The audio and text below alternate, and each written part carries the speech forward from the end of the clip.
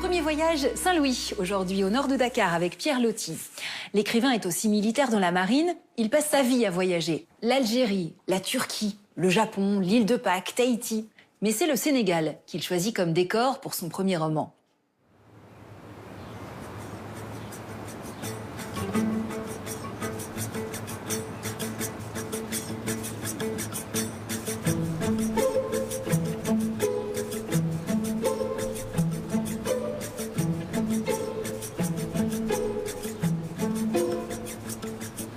À l'extrême nord du Sénégal, aux confins du désert du Sahara, Saint-Louis est posé sur des bancs de sable entourés par les eaux.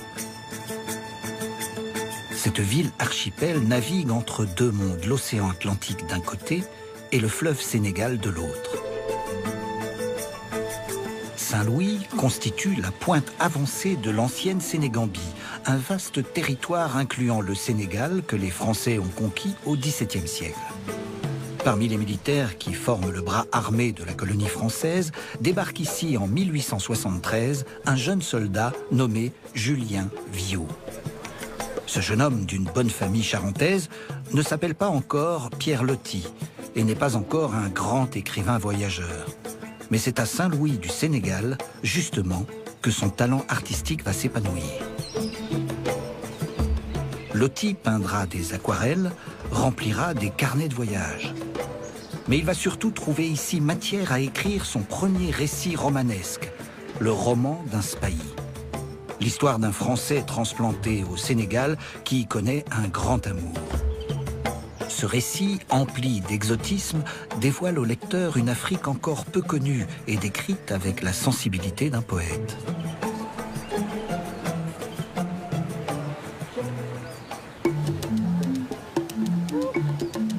À l'époque de Loti, Saint-Louis n'est pas relié à la terre ferme par un pont comme aujourd'hui. On arrive alors dans ce bout du monde par bateau, en suivant l'embouchure du fleuve Sénégal.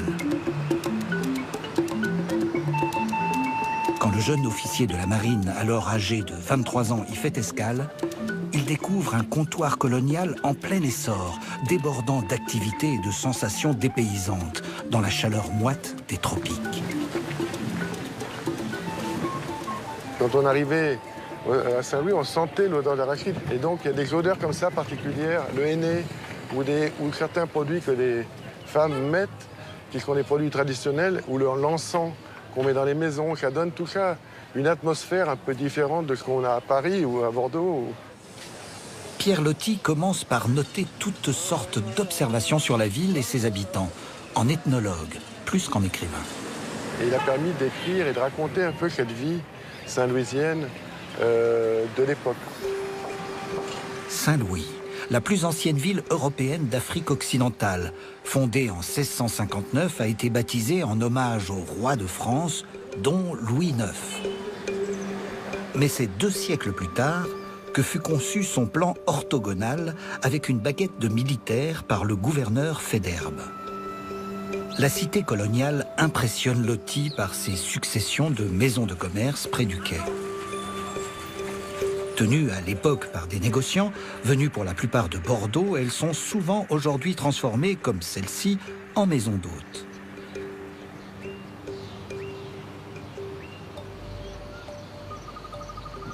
Là, on est dans le patio d'une vieille maison coloniale qui était une maison de commerce bordelaise.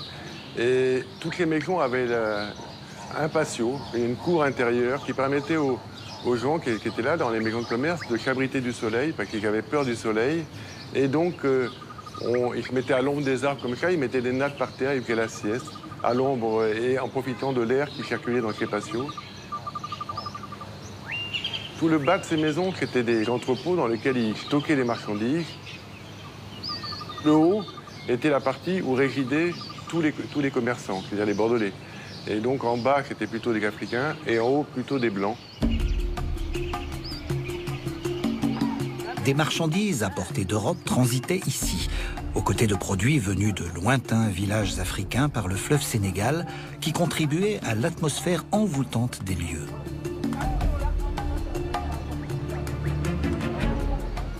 À l'époque, la maison était en pleine activité. C'était des grands entrepôts remplis de marchandises.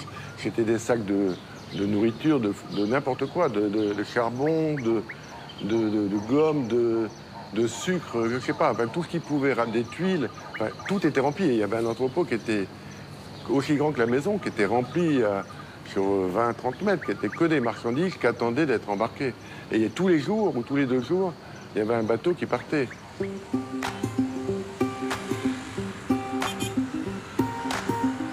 Loin de l'effervescence des quais, Pierre Loti préfère loger chez l'habitant local.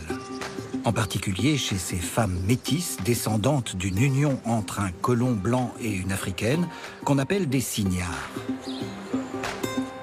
Ces dames, belles et fortunées pour la plupart, ces figures quasi romanesques de la société saint-louisienne, feront naître chez Loti l'idée d'un des personnages du roman d'un Spahis dont le héros tombe amoureux.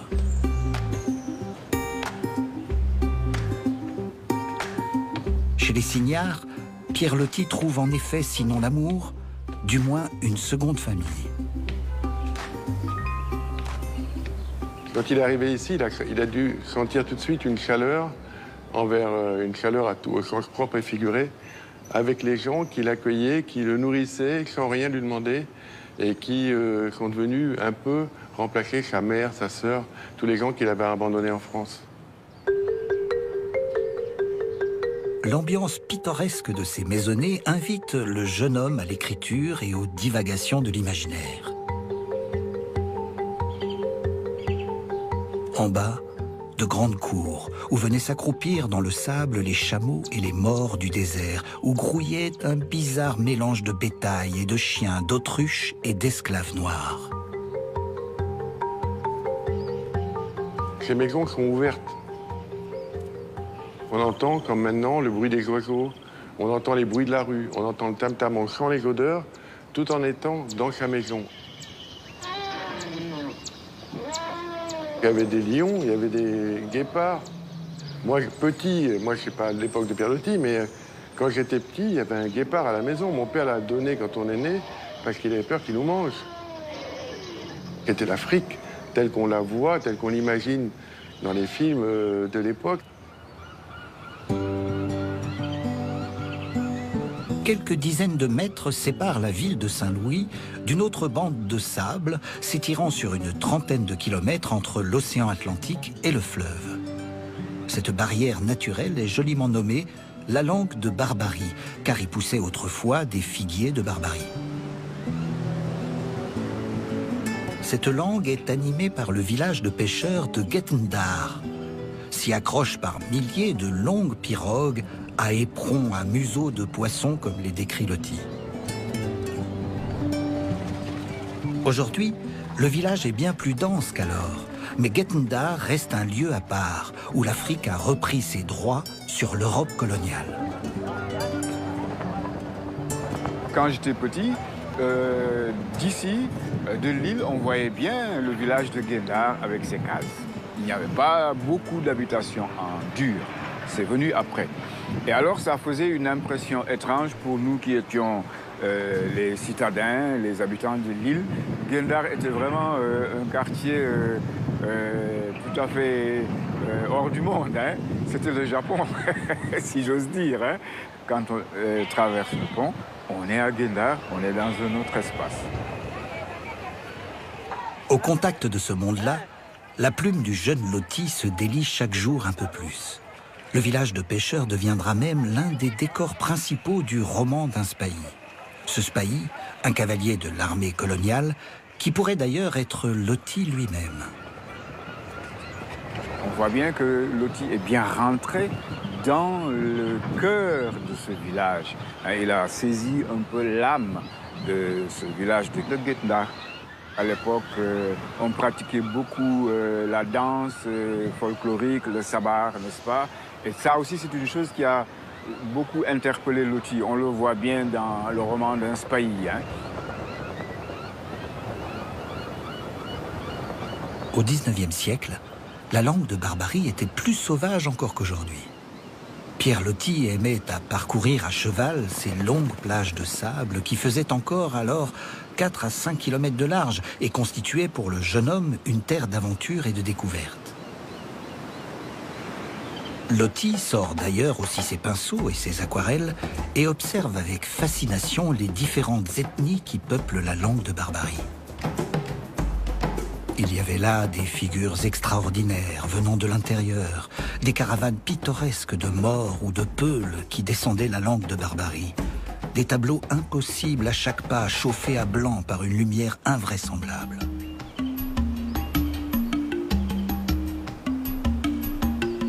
La langue de Barbarie est ce qui sépare et unit en même temps l'océan et les différents bras du fleuve Sénégal.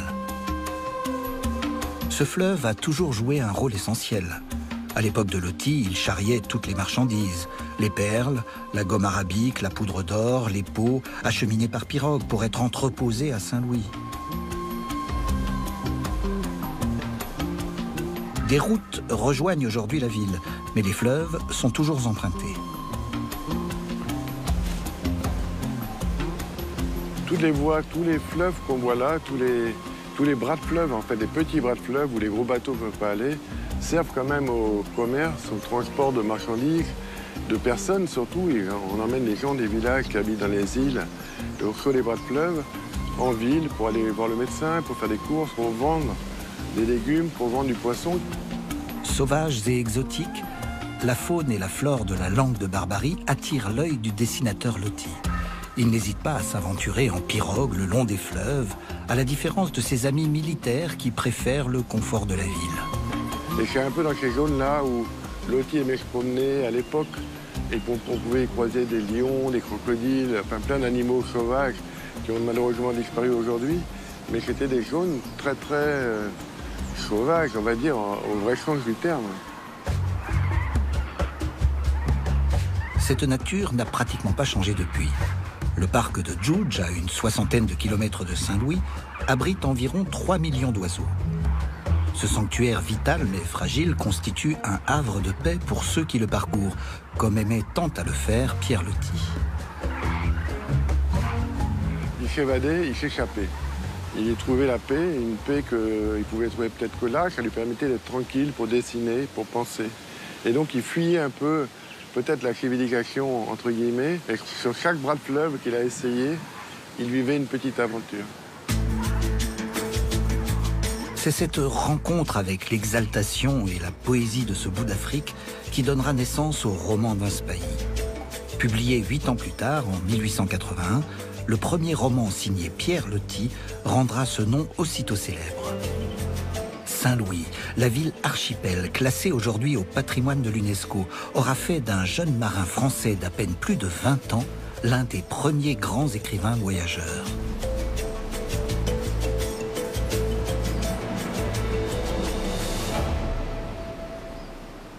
Pour la petite histoire, c'est la reine de Tahiti qui a offert son pseudo à l'écrivain. Loti, c'est le nom d'une fleur tropicale. Pierre Loti parcourt le monde en bateau, d'autres le font en avion, avec toujours Saint-Louis comme point de départ. Le premier qui a traversé l'Atlantique est parti d'ici. C'est l'encadré de Thomas Chauvineau.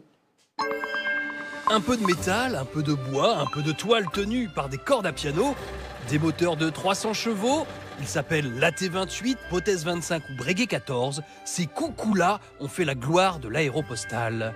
Du temps où on partait de Toulouse, longer la côte espagnole, traverser le Sahara jusqu'à Saint-Louis au Sénégal. De là, prendre une grande respiration avant de repartir en ligne droite, direction l'Amérique du Sud. Il y a du chemin, 3450 km, avec un peu de métal, un peu de bois, un peu de toile tendue par des cordes à piano. L'aviateur Jean Mermoz réussit pour la première fois au monde cette traversée le 13 mai 1930. Saint-Louis, Natal au Brésil, en 21h15. Son avion s'appelle le Comte de Lavaux, du nom d'un autre aéronaute dont l'avion s'est crashé peu de temps avant. Cette conquête de l'air ne se fait pas sans casse. On repousse les limites de la machine, mais aussi de l'homme. Devoir se poser au milieu du désert, et c'est la crainte d'être capturé, ou pire, par les tribus morts. Mermoz, encore lui, mais d'autres aussi, ont été libérés contre rançon. Et de l'autre côté de l'océan, il faut passer au-dessus